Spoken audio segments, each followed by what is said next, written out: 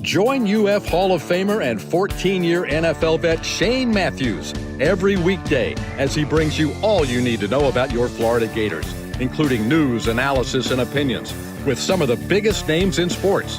Find us on Spotify, Apple Podcast, Google Podcast, or wherever you listen to your favorite podcast. Or watch us live at 8 a.m. on Facebook, YouTube, and Twitter.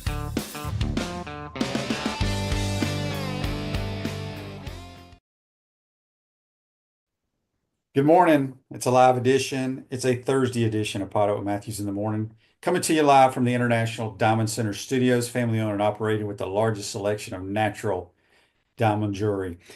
The only diamond and jewelry partner of your Florida Gators. Got a lot to talk about today. We have a great guest. His name is Mike Morgan from the SEC Network. He's on the Titan More Hotline, courtesy of Comfort Town. What's up, my man? How you doing, Mike? I'm doing well, Shane. I feel like there was a void in my life last week. It was my first absence from PodUp. I feel like there was just something missing. When I don't have a little PodUp in my life, when I don't get to talk to this incredible audience that you've compiled over years, there's something missing. So I'm glad to be back in the chair. Glad to be back at a comfort right at your doorstep. I like to think you're like that commercial. Was it the Red Roof Inn? We'll leave the light on for you. That's what Shane Matthews does at PodUp for yours truly. I've stayed at a Red Roof Inn one time in my entire life, and that was, it was in Jackson, Mississippi. I'm trying to think of what year, if it was my sophomore or my junior or my senior year. We're there playing in the state semifinals, and we were housed in a Red Roof Inn. Yes, right by the Jackson Coliseum. So, can I tell you my one Red Roof Inn story? Yeah. And I did not have this on my bingo card, but why not? 3 years ago, I think it was, Mississippi State is hosting Georgia. And I'm doing the game on national radio. My analyst is Tiki Barber. Mm-hmm. And the network that booked that game for me, they kind of you're kind of on your own for the hotel, Mike. Just whatever you get, we'll reimburse you. Now, ordinarily, you wouldn't do that because you leave it up to the announcers. They'll pick the swankiest hotel and run up a high bill. Well, there are no swanky hotels anywhere around Starkville, Mississippi, as you well know. And so there is nothing available. It's a big game. It's Georgia. Everything around campus is sold out. I don't know what town we were in, Shane. And I've been to Mississippi 100 times. Well, who am I kidding? Hundreds of times. And I don't know what this city was, but I do know it was a Red Roof Inn. I had to share it with my stats guy, and this might have been the biggest crap box of a hotel I've ever been in my life. And I've spent some time in some flea bag hotels, trust me, on the road covering games. This thing took the cake. It was so utterly bad. Everything about it. The towels weren't even good. The sheets were disgusting. You knew there were bugs everywhere. That was my one Red Roof Inn. I guess we just lost them as a sponsor if they were going to pick that up. They've been begging to come on the program. Of course they have. Text on the Titan More text line, I don't know who it's from, says, after beating Oklahoma, I had a feeling the Gators would be flat and not focused in the SEC tournament. I think I was right. Well, I don't know if they weren't focused. They struggled against this pitcher, this left-hander, in the regular season against Ole Miss, and she's kind of like the old Jamie Moyer, throws a bunch of junk. And nice pull. They hit two home runs in the bottom of the seventh to tie it up to force extras, and then gave up another 3-run homer. So they have some time off till the regionals now. And they're hosting, right? Oh yeah, they'll host all the way through. They'll be a national seed. Yeah. So my point is that, and I see this. I obviously I'm more in tune with baseball than softball, although I definitely keep my eye on softball more than ever. I think that if you really were to poll, and I'm not going to speak for Coach Walton, so don't get this twisted, folks, but if you were to speak to most baseball coaches I know of, if they've already got the national seed in the bag, the SEC tournament, it's a great event, and you wouldn't mind adding another trophy to the case. But really, what you'd rather do is rest up and save it for the postseason that really counts, right? I mean, they want to be in Oklahoma City. The SEC tournament is it's just a luxury. So I know baseball arms and softball arms are a little bit different.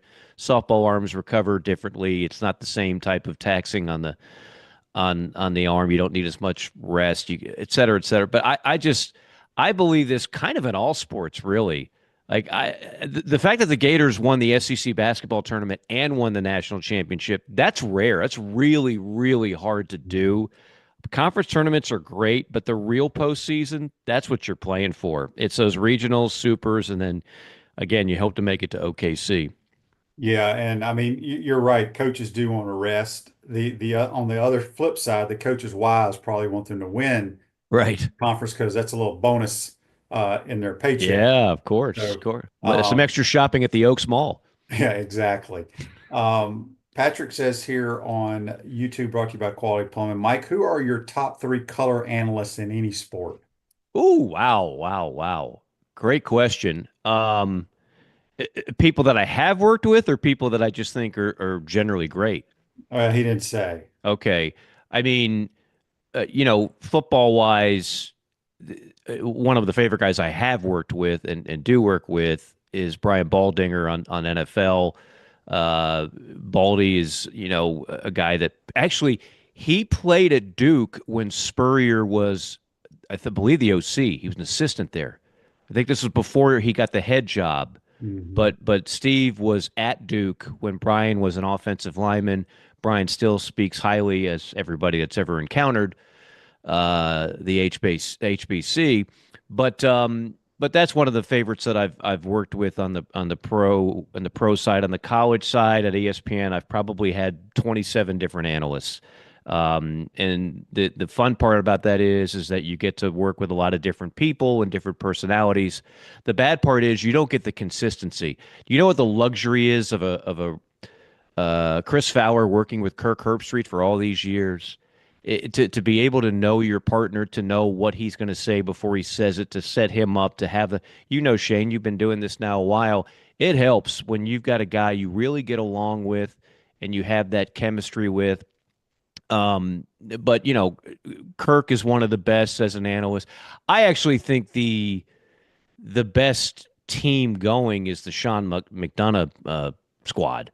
Like I think Sean's the best play-by-play guy out there, In every honestly. sport. And he is one of one, man. He really is. It starts with the voice and the way he uses his voice. He's got a subtle humor that I like. He's always very well prepared, and I've met Sean a number of times. He's a genuinely good guy. I can't say that about everybody, but he really is. So I know that's not exactly the answer to the question. I've worked with Dick Vitale on basketball, which was still an ultimate thrill to me. I don't know with Dick's health if he's ever going to be able to get back. And then when I was doing Braves games to work with Don Sutton was a thrill of a lifetime, a Hall of Famer and a great broadcaster before he passed away. So there's a lot of good ones in that list for me personally. But when I'm watching a game, again, Herbie is right up there on football, on basketball. I love Bill Rafferty, love him, and I've never worked with him. I've interviewed him, but I've never worked with him. I think he's sensational. And then there's a bunch of guys on baseball. Yeah, I think best play-by-play guy out there today is Sean McDonough because he does every sport and he's outstanding. And I think the best host, Hmm. whatever they're called, is Mike Tirico because I think Yeah. Oh he can yeah. do everything as well. He's a So Swiss Army knife. yeah. Tarico's he's just smooth. What I call an easy listen. There's too many announcers that, quite frankly, Shane, try way too hard. It's shticky. They yell and scream when it's not warranted. They come up with cute little sayings because they think that fan base is going to gravitate toward it. Like it's all, like they're trying to trademark a T-shirt slogan. Like, dude, just call the game. We don't need all the silliness. So when I say who's an easy listen, that's the ultimate compliment. Tarico is right up there. Yeah. All right, I want to get to some NBA stuff and some stuff later, but let's talk about the draft. I haven't been able to talk to you since the Oh draft has yeah, happened, and I know you love the draft. I Uh, do. Obviously, the big talk about the draft with Shadur Sanders. Were you Mhm. surprised at what happened? Obviously, I did not think he was going to go fifth round, but I told anybody that would listen. Number one, everybody knew Cam Ward was going to be the number one pick. That was the no brainer of the draft. I thought Jackson Dart would go ahead of him. And then I said to anybody who would listen, don't be surprised if Shuck and Milrow actually go ahead of him. Now, I, I didn't think that he would go fifth round. Obviously, at that point, it's more than just the talent. There are things about his overall skill set. He's not the most dominating athlete. He doesn't have the best arm. He took way too many sacks. We didn't have an offensive line. Yeah, but Shane, you can't just sell out your offensive line every time you hold the ball too long and take a Well, sack. there's ways around having a bad offensive line, getting rid of the football, playing with a tight end. Right. So this goes back to the coaching aspect of it as well. The whole offense was based on how do we get Shador some numbers. I mean, seriously, like they didn't try to run the ball. It's not like they didn't spend money in the portal on offensive linemen, and they could have been more aggressive after running backs. They wanted to play a 7-on-7 type of offense and have Shadur put up Heisman Trophy numbers, and that's kind of what they did. The best player on their team was obviously Travis Hunter. Look, I have nothing against Shadur Sanders. I knew about a number of the things that finally came out on draft day from people that I spoke to, and I think here's the thing about the guys on the panel shows that were going apoplectic about Shador going that, and when I was a student at WRUF, I would call up Mel Kiper and I would ask him, could you give me comments on every Gator draft prospect? And back then, you could call, he didn't have a cell phone, obviously. You could call him on his landline. Mrs. Kiper would answer the phone, would give it to Mel. All right, Mike, I got 10 minutes. What do you want? Werfel, I don't know about the arm talent. I mean, you get great numbers, great system, but I don't know what Werfel's going to be a high draft pick. Well, Riddell Anthony's got speed. Speed kills. I think Riddell, and he would do it. So I always appreciated Mel. So I am not being critical of Mel when I say this. Mel obviously went into that draft saying Shadur Sanders is the top quarterback in the draft. Now I don't know anybody else that believed it, but Mel held on to that and almost took it like a personal. I mean, he was indignant about it every time a team passed on him, and so were some of his panel mates. And I caught some of the other. I watched NFL Network too. A lot of guys almost took it personally. Here's the thing: if you're going to tell the whole story, you can't just say, "Well, clearly it's personal and he's confident." It wasn't about his confidence. Every quarterback going out there, Shane, you know this. They're confident. Some are downright arrogant. That's not it. But if you're going to tell the whole story, tell the story when they were up 29 against Stanford at the half, and he's in the locker room selling merch before they go out and take the gas pipe and blow a 29-point lead. Like, be honest with the audience about why Shadur Sanders, why a number of people were turned off. And that's a real thing. So maybe forget about humbling the kid. Nobody's asking him to be humble or change his personality, but just have a greater perspective. Stop trying to trademark your brand and be more focused on being a guy that's a true pro. And now they look at quarterbacks as kind of CEOs. Like, you need to be the CEO of that locker room. And we need to have everybody love you personally and playing with you, and not just be, quite frankly, a pain in the ass. They don't want that. So now with a fifth-round pick, you're not invested in him financially. If he is all those things, you just cut him. And if he's not, you potentially you have a steal. We'll wait and see how it turns out for him. I did think it was funny, Shane, because they already took Dylan Gabriel in the third round, and then Cleveland takes a fifth-round pick, and they show the war room. Yeah, I And saw it looked like it's like when you're on a game show and you get a chance to win a brand new car, but you get the wrong answer, and they say, yeah, but we've got some turtle wax for you on the way out. That's what they looked like. They looked like they wanted no part of that draft pick. Like the owner said, take him in the fifth round. Yeah, it's and I've had multiple people still. It was this past weekend at the golf course. People still discussing it, and a lot of the general public think it's because of Dion, his dad. I'm like, okay, let's back up a minute. If Dion did not have a job, Dion has a job. He's being Right. paid millions of dollars to run the Colorado Buffalo football program. He ain't gonna be at any games. No. He ain't gonna be at any practices. So they're not worried about Dion being there at the games and at practice. Right. People don't realize what it takes to the hours of a college football game. I couldn't agree more. His dad could have been, Jim Smith, and this still would have been a problem. They based that selection, and teams based them passing on Shadur based on his actions over a 4-year span, going back to Jackson State and Colorado. What they saw on tape was not eye-popping talent, and what they saw off the field, it was somewhat troubling for a number of the teams out there. That equates to a fifth-round pick and not a first or second round pick for the teams out there. Did I think he'd go higher? Yeah, I thought he'd go higher. But like I said all along, I had at least two guys going. But I want a few friendly bets, Shane, because I had people telling me, oh, he's top 10. He's not top 10.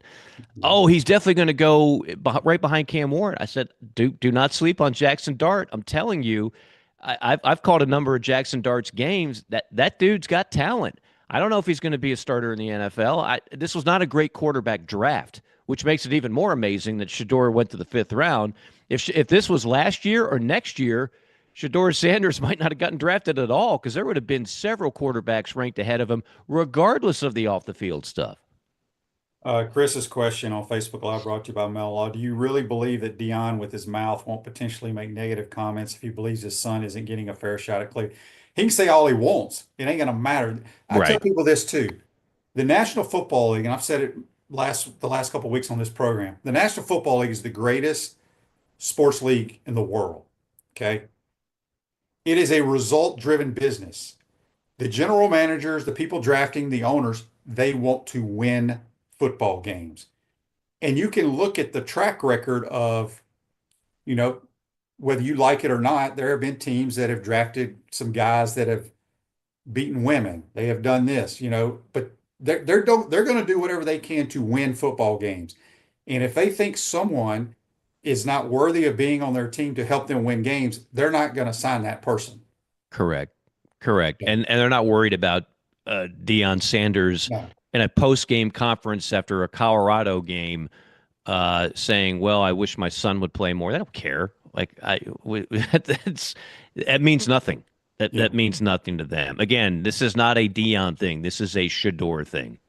All right. Well, real quick on the NFL, and we'll move to college football. Andy's question for you is, Mike, do you think Jalen Milroe or DJ Uiagalelei could be a hybrid Antoine Randall L. Taysom Hill type player in the NFL? I will answer No, first. DJ is nowhere near athletic as any of those guys no, you mentioned. no. Yeah, I was going to say those are not apples to apples. That's apples to a lemon. Um, Milroe could be that type of dude. Yes, Yeah. Jalen Milroe, for whatever reason, like Shane, after that Georgia game, I watched every play of that Georgia game, and Jalen Milroe was phenomenal that day. And at that point, like if you made people vote on the Heisman Trophy, Jalen Milroe would have won it after that game. He looked like the best player in college football, and for whatever reason, the arm talent started to fade. Some people think that he was obsessed with proving he could be a pocket passer and didn't take runs when he should. Some people think he lost his confidence. Some people think Alabama just wasn't that good or there was a disconnect with the offensive coordinator. Who knows? But what we do know is that his productivity dropped off significantly. That being said, his ability to run with the ball is Lamar Jackson-esque. He does have a strong arm. He is built like an NFL starter. If he can ever put it all together, there's no reason why Jalen Milroe couldn't be a starter or B, a slash type player. I agree with that. The Pouncey twins, Mike and Marquise, invite you to try the mango martinis at Spurrier's Gridiron Grill, handcrafted with their J.F. Hayden liqueurs. Try those flavors and find your favorite at shopjfhaydens.com. Congratulations, and I should know this. I don't know if it was Marquise or Mike. One of them is being inducted into the UF Hall of Fame. I don't know how you choose one over the other, right? They Yeah, should both be going in at the same time, but congratulations that's to awesome. them. All right, one couple more Facebook Lives here from Andy says, how probable, Mike, is it that Trump signs an executive order and Nick Saban takes the lead on a fair NCAA NIL agreement? Ooh, boy. Um, I this is one of those where I probably ought to stay out of my lane. I'm not smart enough to know, like, could an executive order truly circumvent Congress to be the law in college athletics? One thing I've studying that case, the guy that represents the athletes in this is a shark attorney. This is the guy that actually beat Big Tobacco years ago when they tried to prove that nicotine wasn't addictive. If you look at his background, he has been in landmark cases and he wins like all the time. So I don't know if that's possible. I'm not. I know that's in play, and I can't think of a better person to speak intelligently about this than Nick Saban. Mhm. That's the kind of person you would want helping form legislation on this. I just don't know from a civics standpoint, Shane. I slept through a lot of my poli sci classes. I don't know if the president himself unilaterally uh, can make that the law in college athletics. Brian's question. No, I'm sorry. We'll get to Brian in just a second. Tony says on Facebook Live, brought to you by Mel Law, the Gators added FAU for 2026, but there is an out in case the SEC goes to non-conference games. Any chance it Aha. happens? It just so happens that that's in the news, Shane. We just did JC and Morgan yesterday. I was kind of hoping that this would have broken yesterday, so that would have given us another subject. By the way, Josh Pate was on with us for like 40 Oh, minutes. awesome. Outstanding. He's kind of a friend of the program. We've known him for a long time before he quote unquote made it big. So check that out if you're just a college football fan. The talk is that ESPN is ready to raise their rights fees to like somewhere in the neighborhood of 80 to 90 million in order to get that ninth conference game. If you see that ninth conference game actually come to fruition, and I think eventually it will. I don't know if that's the right number. Some people have told me, Mike, that ain't going to move the needle. It's got to be at least 100. But if that happens, you take a team like Florida that every year is already going to have Florida State, right? So there's nine conference games plus FSU. That's 10 games. So at that point, what do you do with those other two games? Are you going to cupcake city it? Probably. Mhm. Probably. Is FAU considered a cupcake? I mean, more often than not. I mean, since Lane Kiffin left there, they haven't done a whole lot, right? You could schedule an easier game if you're Florida. You could put a McNeese State on there and not even have to break a sweat. FAU might actually give you a little bit of anxiety. So I don't know. I don't know how much that affects it, but I do think we are going to get to nine conference games. I don't know when. I don't know how. It's a money thing right now, but when that happens, all these coaches are going to have to take a long look at how they schedule. And the other thing that's coming down the highway, and this is all part of the calculus that you have to consider. Nine conference games, obviously you're going to lose more games over a 10-year period. On the other hand, I think where we're headed in the playoff is four automatic bids for the SEC. If you can promise me four autos, remember last year three made it, and you had three teams on the bubble that could have gotten in. Ole Miss, Alabama, South Carolina were all 9-3. They all got passed over for the likes of an SMU team that didn't belong. So if you get to four autos, then I think the SEC coaches will not be so, for lack of a better term, afraid of scheduling tougher non-con opponents. Yeah, I think we were supposed to have a home and home with NC State next year. And they That's the got, kind of game that could fall by the wayside. yeah, well, it did because it got replaced by FAU somehow. Okay, so there you go. Yeah. Yeah. Brian's question on Facebook Live brought to you by Mel Law. Mike, do you think AR, Anthony Richardson, has a real shot for success in the NFL? He seems so flawed to me and can't stay healthy. Do you think he has a real long-term future in the NFL, or is this it for him? You called it on him going back to when you saw him in high school, Shane. I don't see it. I was shocked when he was a top 10 pick because watching him at Florida, That was not a top 10 player to me. Yeah. I get it. He's a workout wonder. I mean, quite frankly, I think Jalen Milroe is faster and offers you more speed than AR. But I know AR is a physical freak, and they just believe they could turn him into something. But to the listener's question, I think this is a huge year. You know how it is, Shane. It's not like it used to be. Used to be, you got drafted in the first round as a quarterback. You sat your rear end on the bench, or you held a clipboard for a couple years. Then they kind of worked you in, and then by year 4, maybe you were a starter. They don't do that anymore. It's a microwave deal. Like, we spent a top 10 pick on you. We expect you to start in the first couple of years, and he hasn't been good enough to keep that role. He's been hurt a lot, yes, but even when he has been in there, it hadn't been great. So I think it's a massive year for him to prove that he is worthy of being a starter at this level. Yeah. The Western Carolina Catamounts have chimed in, says they will play for the cash. They need the money. Yeah, yeah.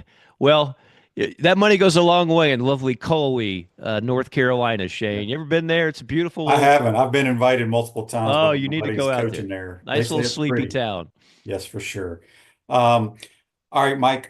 We have a text here on the Titan MR text line from Jim. He wants to know your thoughts on the possible new president at UF, Santo Ono from Michigan. Yeah, I don't know. The presidents are out of my domain. If it was an AD, I would know quite a bit and have a stronger opinion. Um, I got nothing on the school president, to be honest with you, Shane. I just think, I mean, going back to the days of Lombardi, you want, as a sports fan and a fan of the school, you want a guy who's there on a consistent basis. It feels like there's been a fair amount of turnover in that role. Am I not correct on that? You'd love to have a guy who's there like 10 years just to kind of stabilize things. And then you also want, this is what every AD and coach looks at now when it's a job. You want a president, quite frankly, that understands the importance, the relevance, the financial benefits of having a quality athletic program. You don't want a president that goes in there and goes, well, we don't want the tail wagging the dog. We don't like athletics. We're a university of higher learning, and therefore, I thought you had a great conversation. I think it was with JC talking about the admission standards and how it's changed. I caught you on the show the other day talking about that. Shane, I wouldn't have sniffed admissions into UF with today's standards. I have several friends with children and kids that age, and they can't get in. Like, it's like Ivy League stuff. And a lot of those are from the state of Florida, and I'm just like, is that really a good thing? I don't know. It just seems it seems like that might be a little bit short-sighted to turn away a lot of good young men and women who are certainly have academic credentials and definitely want to be a part of that student body, but they can't get in. Right. And usually the ones that grow up coming to Gator sporting events that go to school there, end up living in the state, they end up giving money back to the school. Right. Those foreign exchange students could care less, in Right. my opinion. Right. But supposedly the guy from Michigan is big into athletics. Well, And that's that's all I important. care about. I know we're great at academics. Right. From our standpoint, what we talk about on a daily basis is all about athletics. And in today's world, you better have a president that likes sports. That understands it. Yes. Yeah. Kanye Ron says on YouTube, brought to you by Quad Plum, kind of crazy we're getting the Michigan president. Is UF more prestigious than Michigan? Well, I mean, it'd be easy for us to say yes, right? Right. I mean, I know one thing: the Florida academics, it's if you compare it to the rest of the SEC, it's right there with Vanderbilt. Like, it is an elite academic institution. I don't know what. I'm sure very smart people go to Michigan too, but Yeah, they're a public very high up there in the public rankings yes, as well. yeah, So yeah. But who knows why somebody leaves one school for another in that chair? That's way above my pay grade. But Florida does not have to take a back seat to anybody on the academic standpoint. Well, I mean, there's a lot of reasons I can just think of. Weather-wise, I'd rather Well, have yeah. my family live in Gainesville than Ann Arbor. Yes. State income tax, all that kind of stuff. Yes. Rob Yes. S says here on YouTube, brought to you by Quality Plummet, Milrow over AR. You got to be kidding me. They're Well, the same guy. I mean, I've seen what AR has done as a starter in the NFL. If Jalen Milrow gets that opportunity, we'll see. I mean, Jalen could be he could be a complete. I wouldn't even say he's a bust because they didn't spend a first round pick on him. I'm not saying Jalen Milrow is going to be a starter in the NFL, but I think he's more likely to answer the previous listener's question. Could you use him in other ways? Like, you know what I see?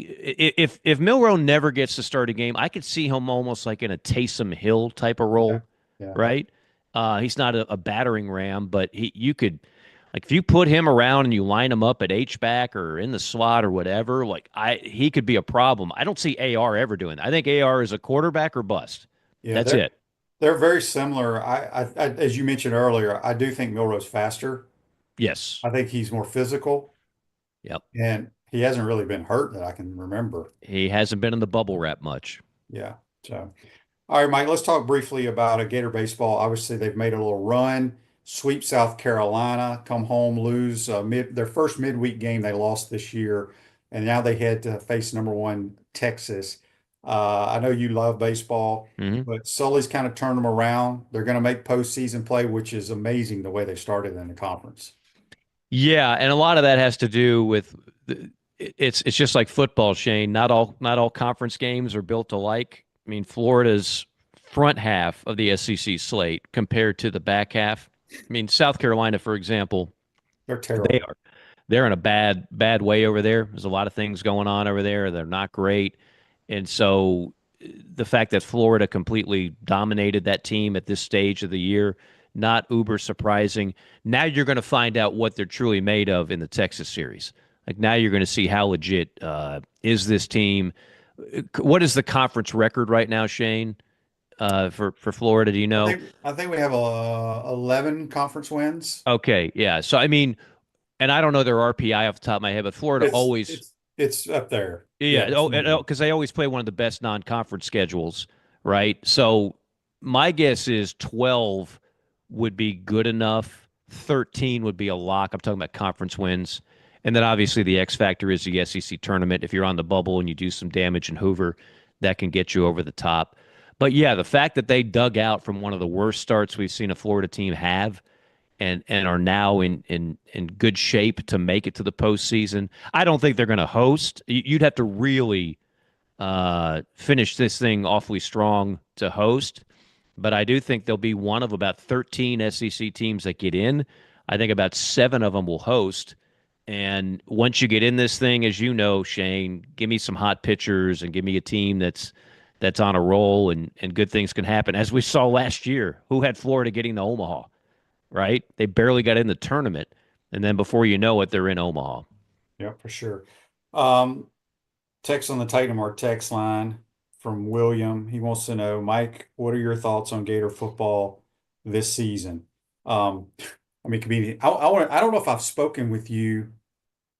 Have I spoken with you since our spring game, Mike? I Have don't you been on think the so. show? Well, if you have, we haven't spoken specifically about Gator football. Yeah, so I was on Frank Frangi's show yesterday in Jacksonville, and we just kind of recap the spring or whatever. You can't take a lot out of spring, but Mm, I have not been this excited about Gator football in a long time. We yeah, got dudes. We yeah, got dudes that can score at any moment on the field, right. and that's what I like at the running back position and at the wide receiver position. On defense, we have a lot of really good, talented early enrollees. Uh, it's going to come back to the front seven, in my opinion, on defense. But if DJ can be healthy, I think this team has a chance to win a lot of football games and surprise some people. Well, I think you've said it on the show, and I couldn't agree more. Like the realistic expectation for Gator football from this point going forward is you should be competing for playoff berths. We're no longer in a 14 playoff era where you have to be pretty close to elite just to get in. Now the very good teams get in. And Florida should be very good when you've got a potentially elite quarterback. I say potentially because he still has some things to prove, and he still has to be healthy with that shoulder. But if what you say is true on the offensive side, and you saw it, you were there for the spring game, you've covered these guys, and they've got that level of offense. Now, what I want to see and what has been missed to me, the most glaring weakness post Urban Meyer, with few exceptions, has been the defensive side of the ball. I don't understand how Florida is not one of the top defenses in the SEC every year. You can't tell me that Florida can't recruit those type of athletes on the defensive side of the ball, even right there in their backyard in their home state. So I want to see a defense that can wreck the backfield of opposing teams. I want to see rush ends that are held. I mean, you mentioned the draft. I'm watching one SEC defensive end after another go first round, first round, first round, first round. They're all over the place. Second round. I didn't see a lot of Florida players, right? That needs to change. I mean, you need a defensive end. You need a defensive tackle. You need a hybrid outside linebacker rush end that is just an absolute pain in the you-know-what to block. And I haven't seen a lot of that out of Florida. And I don't know why that is, Shane, but you got to have that if you're going to be dominant in the SEC. The last one we've had is Grenard, who was a transfer from Louisville, Jonathan Grenard. I think he's still in the league. Mm-hmm. Yeah, because you're right. From an offensive standpoint, there's always issues when they have that one guy. Okay, we cannot let this guy disrupt the football game.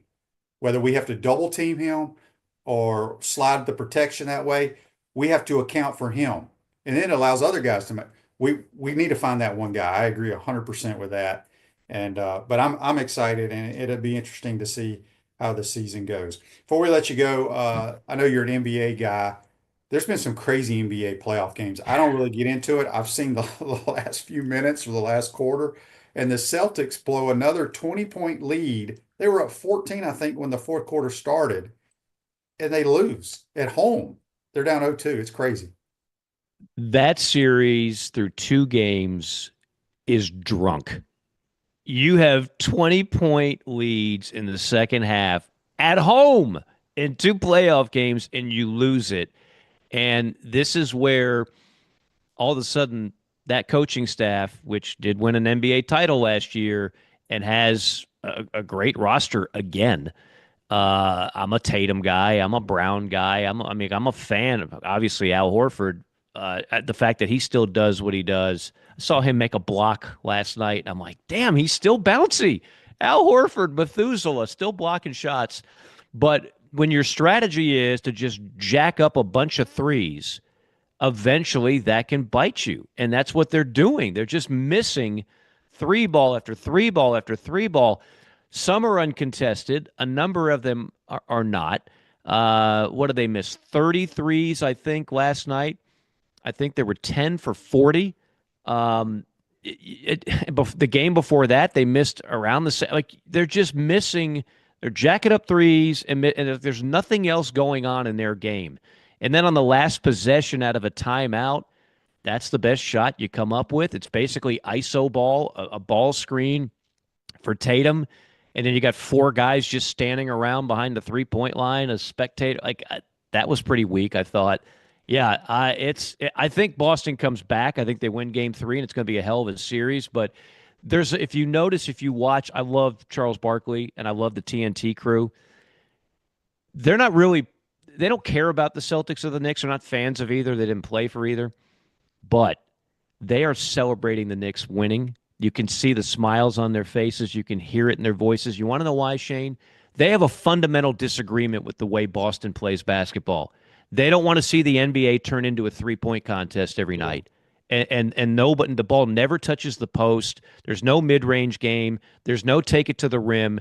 It's a bunch of threes, and they fundamentally think this is garbage basketball. So they'll never admit it. Deep down, they want Boston to lose.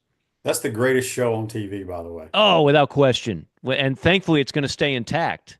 Yeah. Right? There are rumors it could be but it'll be back next year. It'll be on an ESPN platform, but it'll be the same group, the same producer, I assume, and You're right. It's one of the few pregame, postgame shows I go out of my way to watch. It's so funny. All right, real quick. Robert on the Titan Mar text line wants to know where do you think Walter Clayton Jr. will be drafted? Well, he's a lock to be the first round. I've seen draft boards that have him everything from top 10 to like in the low 20s. Once you get through the euphoria, and NBA scouts will do this, they don't care about the emotions of him leading Florida to the first national title. They don't care about all that. What they care about is looking at his game, and they're not just going to pop in the tape for what he did in a great tournament run where he was fantastic. They're going to look at other games, and they're going to look at a game in the regular season in January, Shane, where you're like, oh, I forgot about that game. They might look at the Missouri game. They're going to look at a game where he was not great. They're going to look at the turnovers. They're going to say, okay, he's not a 2. The NBA is a little more positionless basketball that helps him. Like you don't have to like fit a certain mold like you used to. Look at the Brunson dude with the Knicks. I mean, he's not an overly big guy, and a lot of people had questions if he could play at that level. I think Clayton is probably around back end of the lottery. So maybe like, around 12, 13. That's my guess, unless somebody falls in love with him earlier. But if they're picking holes through him, they'll talk about, okay, how is he as a decision maker, as a point guard, turnovers, whatnot. The athleticism is already there. Mm-hmm. And the shot really, I give that kid credit. He turned himself into an elite shooter. He was not that at Iona, and he was not that when he first came to Gainesville. He put the work in. So definite first-round talent, and I think you'll see him in the league for a long time. Yeah. You think Condon gets drafted or comes back? I think he comes back. Every mock I've seen has him second round. Okay. And to me, that's not true. I've seen a couple that have him like the last few picks of the first round. The last few picks of the first round, that's about $2 million. Which I know is a lot of money. Who among us wouldn't want $2 million? But I think if he comes back another year and refines his game, he's not going to lose his athleticism at 6'11". I think he could turn himself into a higher pick. I don't know his family's finances, so that's always the X factor, Shane. But with NIL, he can make a lot of money staying in a Gator uniform and then make more money in the NBA. So I would say he comes back. Yeah, I think he will too. Mike, good stuff as always. Let everybody know how they can listen to your podcast. Yeah, JC and Morgan. We're on YouTube. We're on Spotify, iTunes, everything. It is free. We do it every week. And like I said, in the off season, we're a little more guest heavy. Josh Pate was on yesterday, and we tackled a bunch of stuff. He was fantastic. It's what we call evergreen, Shane. It's you can listen to it 3 days from now. It's not going to be outdated because there's no games going on. We just talk about a number of the things right now going on in college football, and then kind of a look ahead to the upcoming year. Appreciate your time, my friend. Have a good weekend. We'll talk always, to you buddy. Thank you. PodUp Nation. Enjoyed it. That's Mike Morgan from the SEC Network. Join us on the Titan More Hotline, courtesy of Comfort Temp. Quick timeout. Come back, get to some more of these texts and comments. You're watching and listening to PodUp with Matthews in the Morning from the International Diamond Center Studios. We'll be right back.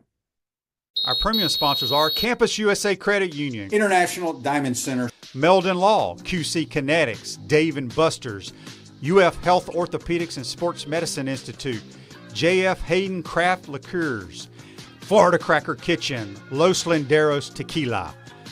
Gridiron sponsors are Baker Sporting Goods, Comfort Temp, Electronics World, Florida Victorious, Gallo Car Wash, Miapa Latin Cafe, Peachland Dental, Quality Plumbing, Ruse Ogre State Farm, Silverback Concrete, 84 Lumber, Big Mills Cheesesteak, Celebrate Primary Care, Dowling Sign, Gator Bait Media, Gator Dominoes, Ironwood Golf Course, Okido America, Tropical Smoothie Cafe, UF Bookstores, Nest and Wow, MG&A Wealth Management.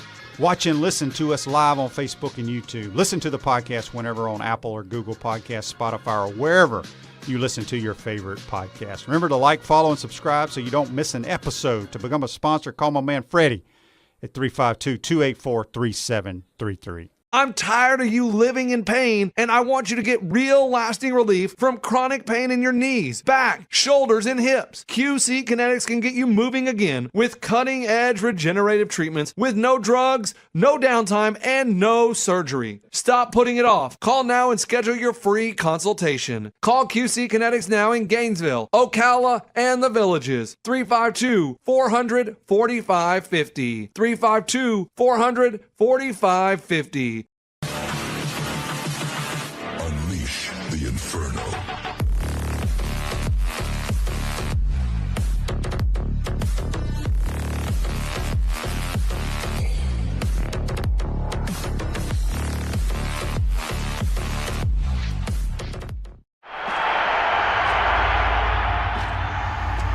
Naysayers,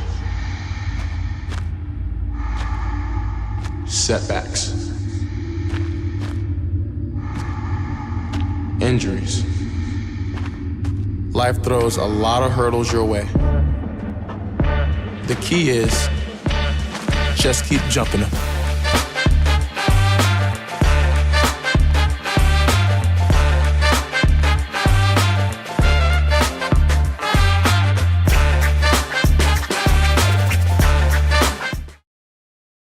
Is your bank dropping the ball, not playing with heart or skill? Then you need to check out the scouting report on Campus USA Credit Union. That's a 5-star recruit if I've ever seen one. Campus has it all, like great rates and products, friendly service, and smart game plans for you and your money. So why not put some star power in your financial life? Visit campuscu.com or any campus service center today. Honey, can I recruit you to take the garbage out? Welcome back to the International Diamond Center Studios. Rose Ogre State Farm offers a team of dedicated insurance professionals ready to help life go right. With the right insurance options for you and your family, visitogreinsurance.com. Give them a call at 352-240-1779. I want to thank Mike Morgan for joining us.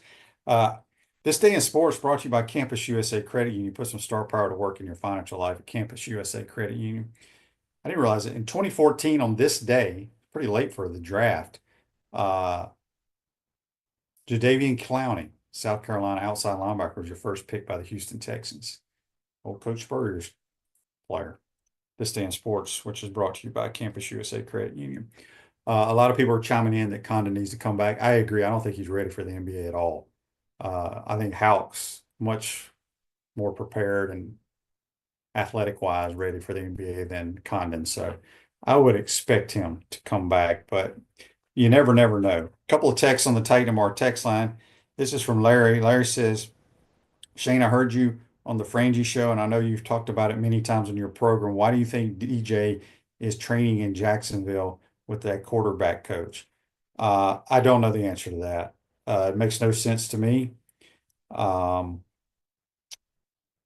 just hope DJ, look, I know for a fact, you know, as I've said multiple times, UF has great doctors, trainers, physical therapists, all that stuff. They're going to do everything to get him ready to play. So I would do all my training there so they can monitor it.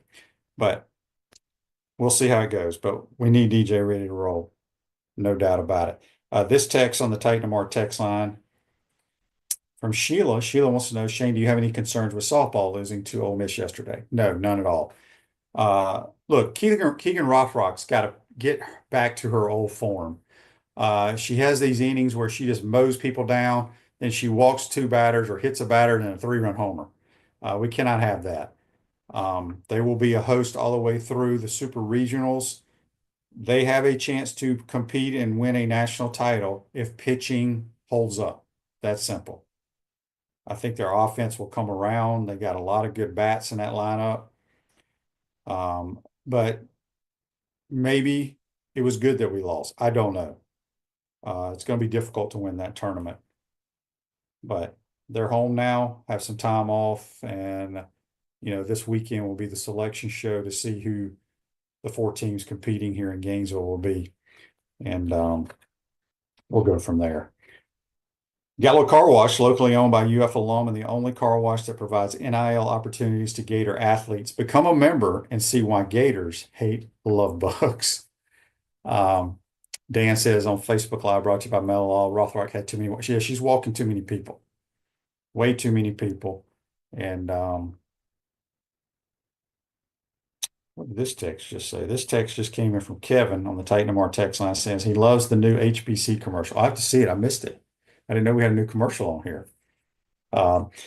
So Marquise was the Pouncey that was inducted, that will be inducted into the UF Hall of Fame, along with, gosh, I had the whole list. I'll get it tomorrow. Lauren Hager, I think, is going in for softball. Some of the other people I was not familiar with. I want to give a shout out. Phil Farr is going in as a distinguished Gator. He was a center back in Coach Spurrier's day. He's been running Gator boosters for many, many years. Great person, well-deserved. Congratulations to our man Phil Farr going into the UF Hall of Fame. This text wants to know, how did JC's wagers do yesterday? Oh gosh, I can't remember. I think he said take the Knicks, which was a winner. I think he said take the Nuggets, which they got beat by like 40. So that lost. The Stars won, but his Panthers lost to Coach JC Deacon's Maple Leafs. So I think JC went 1-1 in the NBA and 1-1 in hockey. He can correct us tomorrow if that's not correct. All right, Florida victorious, proud NL partner of the Florida Gators, joined today to help make Florida victorious. I want to thank everybody for joining the program today, especially our man Mike Morgan. He's been busy, but we got him on here today. Tomorrow to be JC and Brent Beard. We'll get some more of JC's picks. We'll see how our Peachland Dental golf picks are doing. We appreciate everybody chiming in, shooting us messages on the Titan MR hotline, text line, on Facebook, YouTube. We appreciate all our sponsors. Oh, and by the way, Body Armor is one of our sponsors. So I got me some of this Body Armor water with electrolytes. Put my little powder mix in there. I'm ready to roll. So have a great day, folks. We'll see you here tomorrow. Take care.